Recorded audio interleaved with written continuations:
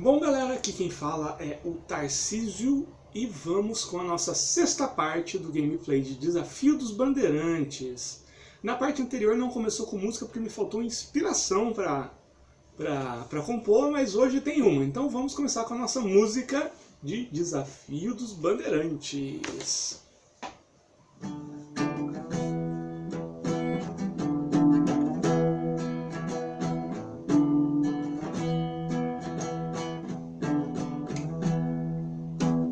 Montanhas de ouro, matas e colinas, lendas e tesouros, cantos e cantigas, enquanto tudo mais, enquanto a vida vai, tudo que houve antes no desafio dos bandeirantes. Isso aí. Então, quase que eu desligo, né? Achei que era só a música. Bom, vamos voltar na nossa aventura do Padre Bernardo e da Magda Madalena. Deixa eu separar aqui o material. Só lembrando como terminou a parte 5, terminou com o Padre Martin, o Padre Bernardo e a Magda caindo dentro de uma fissura no meio da estrada que subia a montanha e caindo numa caverna. Nessa queda, infelizmente, o Padre Martin morreu. Eu não falei, mas aí o Padre Bernardo fez as exéquias e deixou o corpo lá.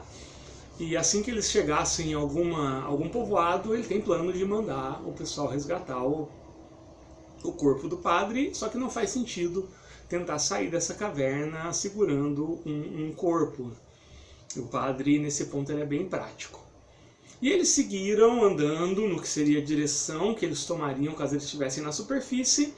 E chegaram numa gruta dentro dessa caverna com uma quantidade enorme de tesouros. Vou colocar o meu fator de caos como 6. E vamos ver, eu acho que é um tempo de revelações. Eu vou aproveitar essa parte 6 para começar a fazer links com a busca original, que é o sonho da Magda sobre uma suposta vila. Então eles chegaram lá, nessa gruta com os tesouros. Vamos ver se aparece alguma coisa. Eu vou lançar na minha tabela de evento. Vou pegar aqui um D6 e caiu 3, uma ocorrência. Não tem uma tabela de ocorrência, eu tenho que criar isso. E aí eu conheço bem o livro básico do desafio. E a ocorrência que está relacionada a uma criatura que... Então acontece essa ocorrência. Como é? Estão lá o padre, cadê a ficha deles aqui? O padre e a Magda encantados com aquele tesouro, porque é uma quantidade muito grande, maior do que qualquer paróquia que o Padre Bernardo tenha conhecido. E lembre-se que na terra de Santa Cruz a igreja tem muito poder e é muito rica. De repente eles escutam um barulho de algo se arrastando. E ao mesmo tempo algo que parece fogo. E do nada surge o que parece ser uma bola de fogo flutuando. Eles olham com mais atenção e na verdade é uma cabeça pegando fogo e aparentemente não tem um corpo. Ela está meio que flutuando, bem sinistro. As chamas da cabeça, elas refletem nesse tipo de minério que tem na parede e cria um tipo de iluminação bem fria, bem gélida e bem sinistra, assim, uma coisa bem espectral. Essa é a palavra. Vamos ver se o padre ou a Magda tem conhecimento sobre isso. É uma lenda da cultura indígena. A Magda tem 28. O padre, aliás, desculpa, né? E a Magda também tem ocultismo. Vou falar com o padre. É isso vezes 2 dá 56. Vou tacar aqui um D6. Se cair 56 ou menos, o padre tem informações, ele conhece algo que pode explicar esse fenômeno. Né? Vamos lá.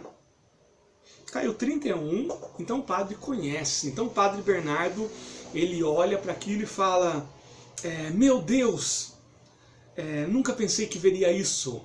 É a lenda indígena do Cumacanga. E a Magda, ela também tem ocultismo e vários conhecimentos nesse sentido, e ela também conhece sobre a lenda indígena do Cumacanga que tem no livro básico. O que é o Cumacanga? Então, é como se fosse o conhecimento do padre, né? É uma cabeça de fogo que vaga pelas estradas durante a noite, assustando os viajantes. É a alma de uma pessoa, geralmente um ladrão, que em vida escondeu um tesouro formado por meio de crimes. Então lembre-se que essa caverna, segundo a Magda supôs, ela era uma rota de fuga de prisioneiros, de criminosos. Então aquele tesouro provavelmente é fruto de crime. E o que faz sentido. Eu não tinha pensado, não tinha pensado em acrescentar o Cumacanga na isso, né? Sua intenção, na verdade, é indicar o lugar onde se encontra esse tesouro. Só assim ele poderá descansar em paz. Ele não ataca, né? Se atacado ou hostilizado, não, ele ataca sim.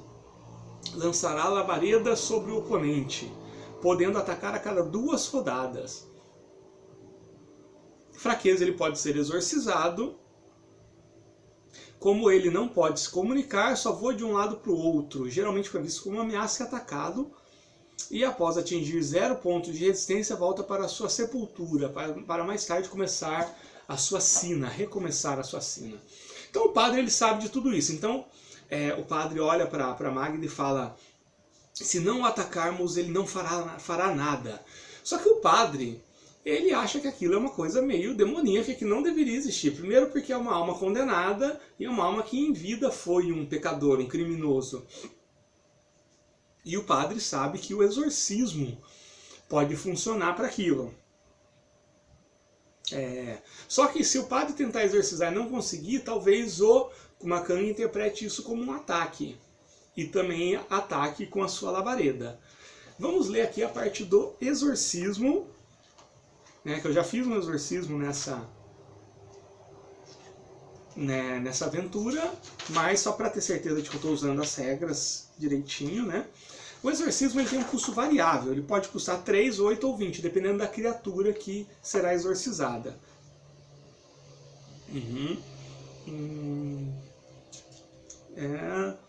Diversos seres conforme a lista abaixo. Então, no nível baixo são espíritos, como Jurupari, Bradador, Avassati, e Cumacanga é um espírito de uma pessoa que morreu. Então é um nível baixo, tem custo 3 e ele é instantâneo. E o padre tem 28 nessa habilidade. Também vou considerar como uma tarefa fácil, então eu dobro isso 56. Então o padre, ele já pega o terço dele, começa a fazer uma oração em latim. E o padre Bernardo realmente ele acredita naquilo, ele é uma pessoa muito agarrada nas próprias crenças, então ele reza com bastante convicção. E vamos fazer o teste para ver se o exorcismo funciona. Caso não funcione, o Cumacanga vai interpretar isso como um ataque e vai atacar. Ele ataca uma vez a cada 2 rodadas. O Cumacanga, ele não consegue se comunicar, então ele está só sobrevoando aquilo. O padre sabe que na verdade ele não faria nada, que ele só está indicando a localização daquele tesouro, e que provavelmente ele já iria embora, porque eles acharam o local do tesouro. Mas o padre, por princípios de fé, de não deixar um espírito vagando por aí, ele vai fazer isso. Não é a situação mais sábia, mas é condizente com o perfil do personagem. Tem que tirar menos do que 56. 21, bacana. Então, do nada, aquela cabeça começa, as chamas começam a brilhar de uma forma um pouco diferenciada, e começa a se apagar e de repente não tem mais nada. Tá? Então o Kumakanga foi exorcizado. E nisso eles notam que lá atrás os corredores continuam, provavelmente a rota de fuga.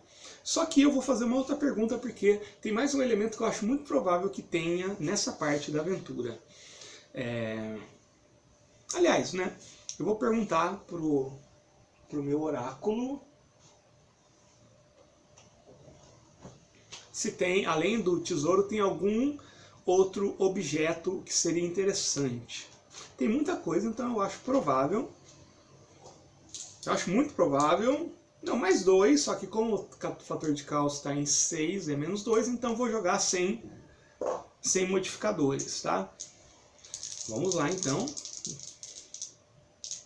Só explicando, né, como é que isso funciona no Mythic. Eu vou jogar 2 dados e a soma deles, se der mais do que 11, a resposta é sim. Se a soma der menos que 11, a resposta é não. E tem um outro dado de uma cor diferente, que é o Fate Die. E dependendo do valor, ele provoca uma resposta excepcional ou um evento aleatório. Opa, joguei os dados errados, peguei um dado de porcentagem, vou ter que jogar de novo. Então a resposta, o valor foi 13, o Fate Die caiu 10, então não provocou nada. E a resposta é sim. E lá tem um diário. A Magda pega aquele diário e começa a ler, porque tanto a Magda quanto o padre são versados bastante em mais de um idioma, né? O padre ele sabe falar o português e o latim, a Magda também aprendeu latim, mas está escrito em português. E está falando, é um diário, o diário de um foragido contando que esse tesouro está sendo acumulado e que essa rota de fuga acabou se tornando uma espécie de depósito dessa espécie de eu não sei qual que seria o nome desse grupo que se juntou e eles deixavam estocado lá e levavam para uma vila que ficava depois da montanha.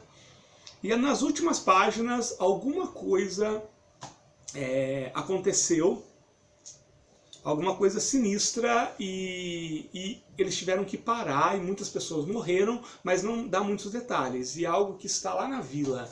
E a Magda imediatamente reconhece essa história como parte da busca. Talvez essa vila seja a vila que a Magda sonhou. E nisso eles seguem por mais pelos corredores, eles não vão pegar nada, eles não vão mexer nesse tesouro, porque esse tesouro é fruto de crimes. Assim que chegar numa missão ou numa vila, o padre vai comunicar aquilo para as autoridades. O padre não tem interesse nesse dinheiro, e muito menos a Magda. Como é esse caminho que eles continuam seguindo? Vamos aqui no Detail Check. Jogar 2d6 e tirar menos 2 por causa do fator de caos. Então, caiu 19, menos 2, 17. Happiness, alegria.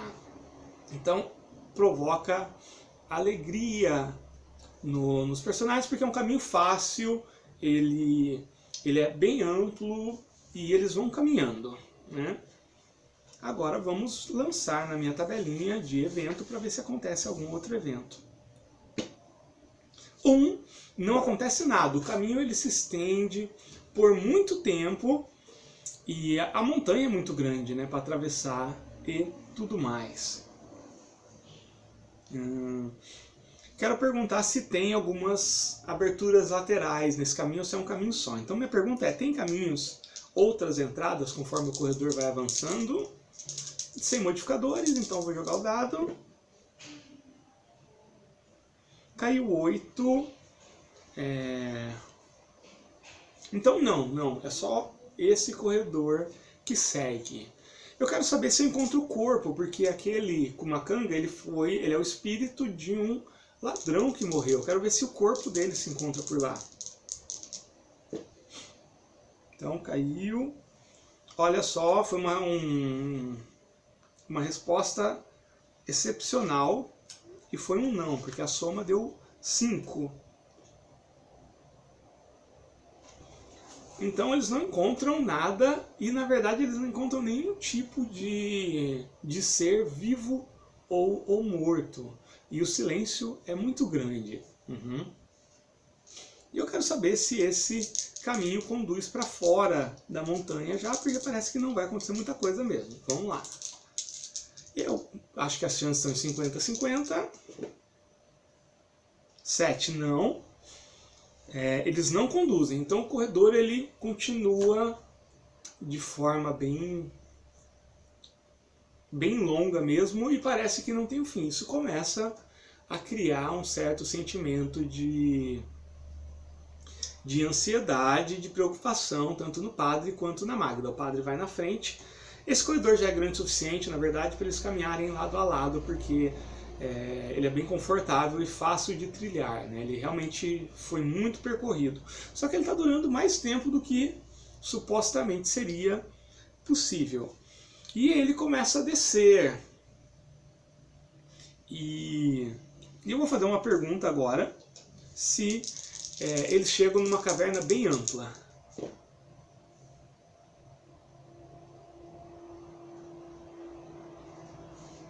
Aqui caiu 5. Deu 11 menos 2 deu 9. Não, o corredor continua e já passaram-se várias horas. Vamos ver aqui na ficha o que a gente pode fazer, porque realmente está começando a ficar preocupante a situação deles presos sobre isso. A Magda, de repente ela fala, talvez devemos voltar. Mas não tem para onde voltar, né? Não tem como subir pelo lugar que eles caíram. E o padre fala, acho que devemos seguir em frente, é o único caminho.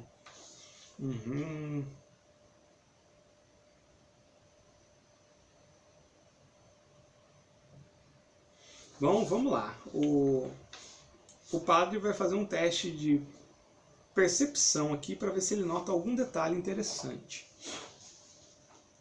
Como é um lugar inóspito e tudo mais, vai ser um teste normal. Então o padre tem percepção 23. Vamos jogar aqui.